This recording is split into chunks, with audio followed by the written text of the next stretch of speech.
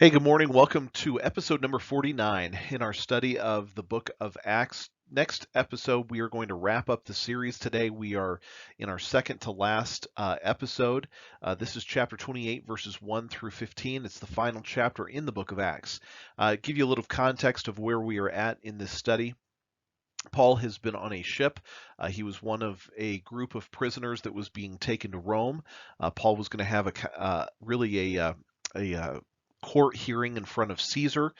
He was going to be taken to Caesar and appeal to Caesar. They were on the ship. Paul had warned them, let's not go. This is not a good idea. This is not a good time to go, from Paul's experience and Paul's really the Holy Spirit working through him. They didn't listen to him, and they found themselves for 14 days in the midst of a massive and an intense storm there on the sea. They were shipwrecked, and they came onto an island, but no lives were lost. They lost all of the ship, the crew, or the cargo, but they did not lose a single soul. Everybody made it alive to land, and in Acts chapter 28, we're picking it up where they have come to the island of Malta. And let's look at this together. Now, when they had escaped from the ship, when they got off the ship and they made their way to land, then they found out that the island that they were on was called Malta. Now, the natives on the island showed us unusual kindness. For they kindled a fire, they made us all welcome because of the rain that was falling and because of the cold. Now, if you remember, this was in the middle of winter. This was a 14-day storm at least that they were in. They were there for 14 days, but it could have stretched on much longer than that after they had made their way to land. They found their way to Malta. These were experienced sailors. They would have known where Malta was, but they did not know what side of the island they were on. They didn't know um, where they were on the island particularly. They didn't recognize this side of the island that they were on because that's what it refers to in chapter 27. But they run into some natives, and the natives made them all feel welcome because of the cold. And so Luke, in his writing of this account of the book of Acts, wrote about the kindness of the natives there in Malta and how they were there to help them in the midst of this storm. So now there's going to be this amazing thing that's going to happen through Paul here on this island, and I want you to look at this.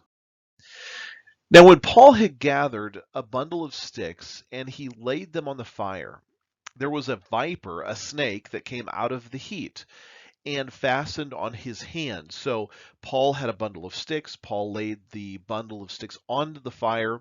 The snake would have felt the fire and immediately jumped out of the fire and and really struck Paul and hung onto Paul's hand. So he would have bitten Paul, and Paul would have lifted up his arm, and the snake would have still been attached to his arm. Now, when the natives saw the creature hanging from Paul's hand, they said to one another, no doubt this man, Paul, he's got to be a murderer, whom, though he escaped the sea, yet justice does not allow him to live. So they felt like this is the retribution of the gods. Paul is a murderer, and he is going to get the judgment. He didn't get the judgment at the sea, but he can't escape the retribution of the gods. So obviously, the gods are punishing him now by a snake biting him. This is the kind of snake that would have been a poisonous snake. It would have been the kind of snake that would have instantly caused death, had a dramatic effect upon a human being bitten. So the islanders naturally assume he's got to be a murderer. He escaped the sea, but he can't escape the judgment. He can't possibly live, and that's the reason for the snake attaching himself to him. But Paul shook off the creature into the fire and suffered no harm. Now, all of the natives were gathered around him. Probably a lot of the people that were on the ship, they were all gathered around looking to see what's going to happen to Paul. However, they were expecting that he would swell up and suddenly fall down dead, because that's what happens when you get bit by a poisonous snake like that. But after they had looked for a long time and saw no harm come to him, they changed their minds and said, he's got to be a god. So their natural reasoning is that they believe Paul is getting the judgment, and then when Paul doesn't die, he must be a god. Now, in our society, we would never come to those kind of conclusions, and you can understand how that culture would have seen things very different from our culture.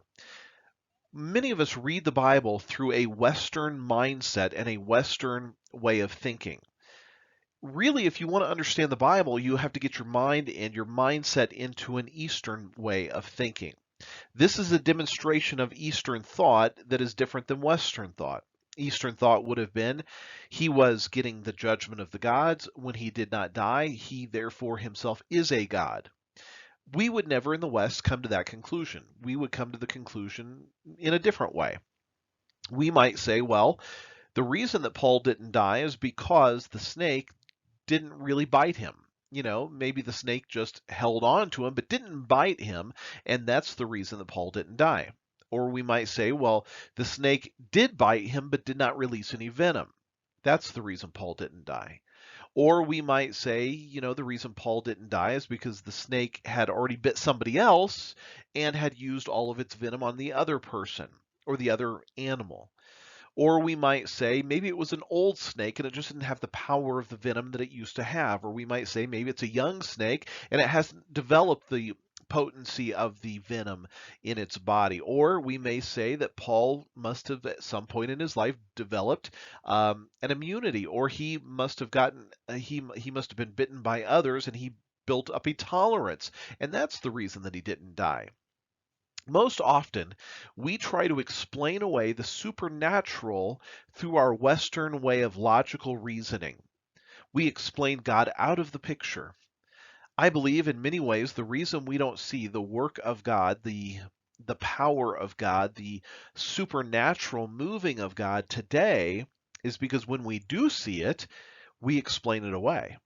We explain away the fact that God couldn't possibly do this. There's got to be a logical reason and a logical explanation. Now we expect atheists or we expect agnostics to come up with that kind of logical reasoning, but Christians do the same. We live in a culture that explains God out of the picture every opportunity we get. And as a result of explaining God out of the picture, we fail to see the miraculous things that God does right before our very eyes. Right here, this is a story of a miracle.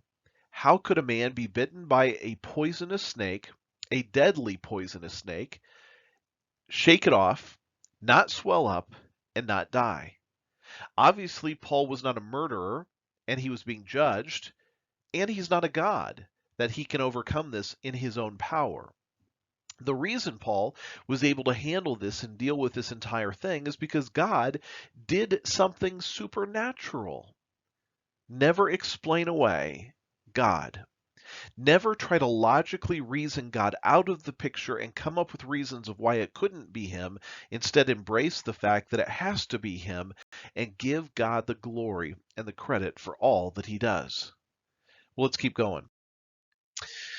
In that region, there was an estate of a leading citizen of the island whose name was Publius, who received us and entertained us courteously for 3 days. So here's a guy welcoming them in, letting them come in. He's welcoming them into the island, and I'm going to have open my house. I'm going to be hospitable to you.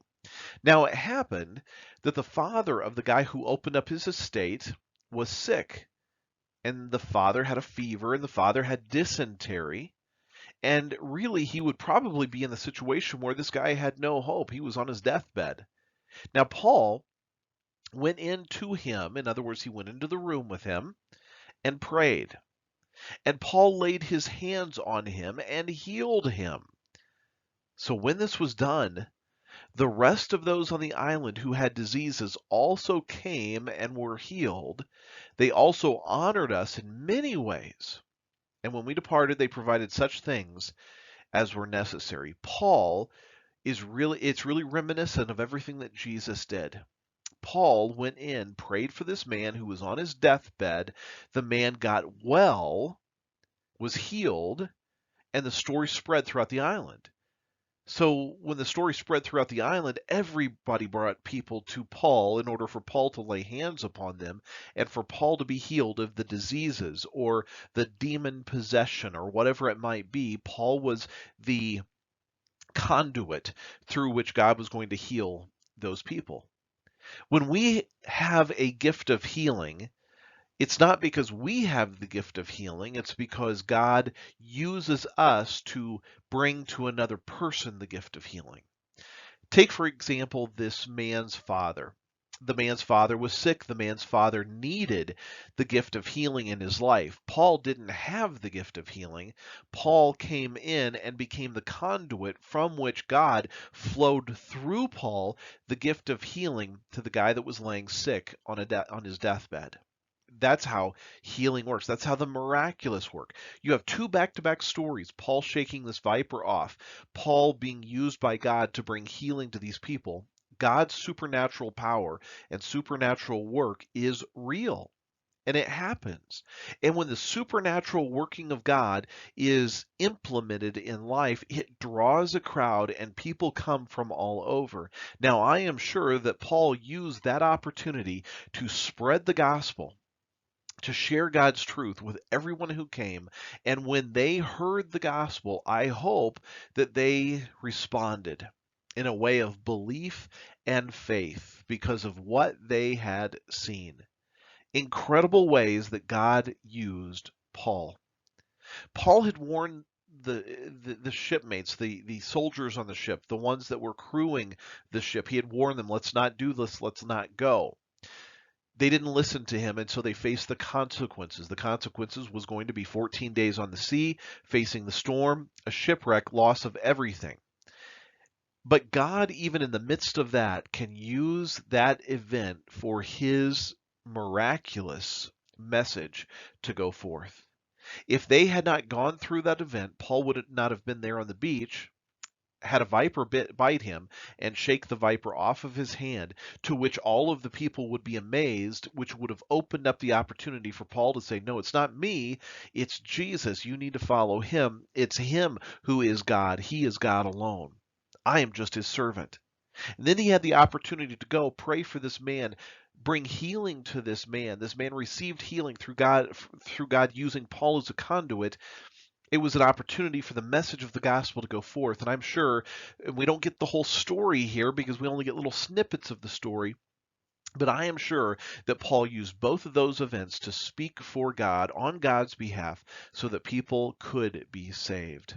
Well, let's wrap up today's message with this next 4 verses, and we'll end it here today at the end of verse 15. Verse 11, he says this, after 3 months. So they were there for a long time. They were there for 3 months on the island of Malta. So we only get two little brief glimpses of this. I'm sure incredible ministry was happening. After 3 months, we sailed in an Alexandrian ship whose figurehead was the twin brothers, which had wintered at the island. And landing at Syracuse, we stayed 3 days. From there, we circled round and reached Rhegium. After 1 day, the south wind blew, and the next day we came to Puteoli, where we found brethren and were invited to stay with them 7 days. And so we went toward Rome, and from there, when the brethren heard about us, they came to meet us as far as Appii, as the Appii Forum, and 3 inns. When Paul saw them, he thanked God, and he took courage. This is the final part of Paul's journey toward Rome. They sailed off the island of Malta. They came to another place where they stayed for 3 days, the place of Syracuse. They circled around on the ship. The south wind blew. They came to another port. At that port, they found more believers and more brethren. Then they stayed there for another 7 days, and then they went on toward Rome. When Paul saw them, he thanked God, because God, you intervene and you protect and you give us fellowship and you give us, friends and family members in you. We're so thankful for what you do. He thanked God. He took courage, and he now is going to face the final time in Rome. Next devotional, we're going to get into this final message, and we're going to begin to look at the final work of Paul in the book of Acts in Rome. Now, it's important to note in all of this that the stories of the Gospel of Luke and the book of Acts, those are basically one story. It's split up between the Gospel of Luke and the story of Acts. It's one writer. It's Luke who is writing that entire thing. The Gospel of Luke the story of Acts. Those two volumes, or that one volume combined, the one letter combined, was written as Paul's public defense as he stands in Rome. This is the letters that are going to be used to show the evidence of what Paul has been doing with his life since Christ came on the scene. It's going to show the evidence of who Jesus is. It's going to show what God has done since that time. It is all of the legal documents that were written by Luke to present the case for Paul, and we have them as part of our New Testament. We have the Gospel of Luke, which is a story of encouragement of who Jesus is. It points to the fact that Jesus is the Messiah. And then we have the book of Acts to show the continuation of the church from that point on. We're going to finish up the book of Acts next time. But it is not the end of Paul's life as we finish up the book of Acts. It's just the finish up of this part of the story. So we have several verses that we are going to go through as we wrap all of that up next time. Paul is going to stay in Rome for 2 years before he actually even gets a trial in Caesar's court. He's going to have all kinds of people coming to him. He's going to write incredible letters. He is going to preach the kingdom of God with confidence, with nobody standing in his way while he is there. Well, I hope you enjoyed today's devotional, and I hope that you'll join me back here next time as we get into episode number 50, and we will wrap up the book of Acts at that time. God bless you, and have a great day. I'll see you next time.